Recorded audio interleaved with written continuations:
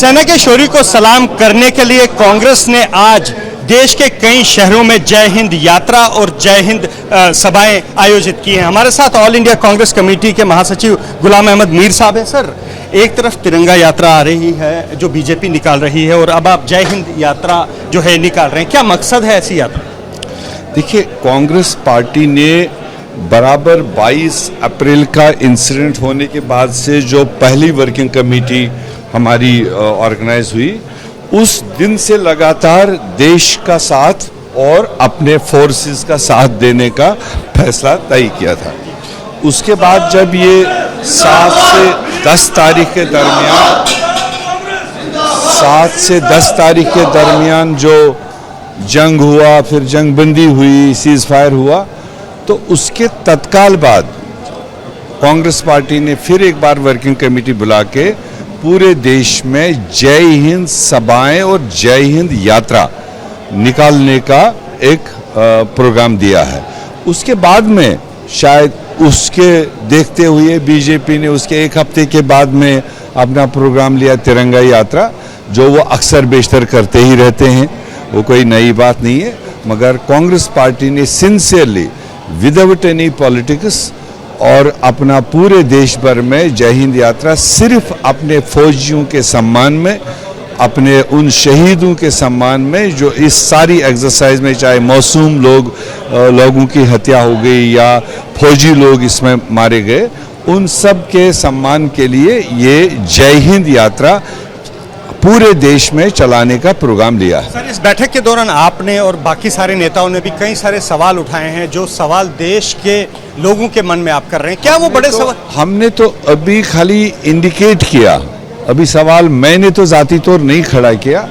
हमने कहा देश के 140 करोड़ लोगों के मन में जो सामने बातें आ रही हैं, उसको भी देश के प्राइम मिनिस्टर, देश को चलाने वाले को जवाब देना चाहिए। अभी तक तो वो 2 बार आल पार्टी हुई, उसमें ही नहीं आए।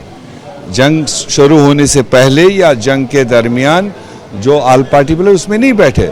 अब जो भी एक्सरसाइज हुई, जो भी उसके इम्पैक्ट्स रहे, जो भी उसके आउटपुट्स रहे, उसके बाद में हमारी डिमांड लगातार है कि आप आल पार्टी मीटिंग भी बुलाओ जिसमें प्राइम मिनिस्टर खुद हेड करे, और पार्लियामेंट का स्पेशल सेशन भी बुलाओ, क्योंकि देश और देशवासी कुछ सवालों के जवाब जानना चाहते हैं और वो प्राइम मिनिस्टर ही दे सकता है। उसके अलावा लेस देन प्राइम मिनिस्टर कोई वो देश को एड्रेस नहीं कर पाता। क्या सवाल है सर?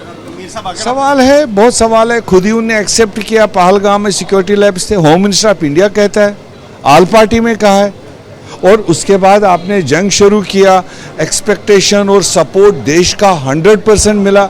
ऐसा शायद पहले के सदियों में, पहले के दहाइयों में कभी भी देश इतना यूनाइट होकर, इकट्ठे नहीं होकर एक आवाज में कहा हो दिस शुड बी नाउ और नेवर। आपने एक एक्सरसाइज शुरू की, उसका आउटपुट क्या निकला, उसके कंडीशंस क्या हुई है, ट्वीट कहाँ से आ रहे हैं, सीज फायर कहाँ से हो रहा है, ये तो पहली बार देश में देख रहा है इतने बड़े मुल्क के अंदर। और हमारी फॉरेन डिप्लोमेसी कहाँ रही? IMF का लोन सैंक्शन कराने की बात हो, वहाँ भारत का कोई साथ नहीं दिया। आपका ये जो ये जंगबंदी की बात है, ये बाहर से आई, कितने मुल्क कहाँ खड़े रहे? अगर आपने 11 साल से पूरे दुनिया का दौरा किया, वो क्या वाजवान खाने के लिए था? वो तो फॉरेन डिप्लोमेसी के तहत में आपको बहुत सारे मुल्क अपनी पॉलिसी में लाने थे। मगर इस सारे एपिसोड में हिंदुस्तान एक हिसाब से अकेला दिखाई दिया, जिसकी वजह से सारी फॉरेन पॉलिसी इनकी फेल दिखाई दे रही। फॉरेन पॉलिसी जो है वो फेल दिखाई दी और अब कांग्रेस जो है वो यहाँ पर जय जवान जो है उस जय हिंद रैली जो है वो कर रही है और सपोर्ट है, शौर्य को सलाम करने के लिए ये जय हिंद रैली यहाँ निकाली जा रही है। कैमरा पर्सन कौन चौधरी के साथ अजय वास्तव, ABP news Jammu. For exclusive and insightful videos, subscribe to our new channel ABP Live Premium.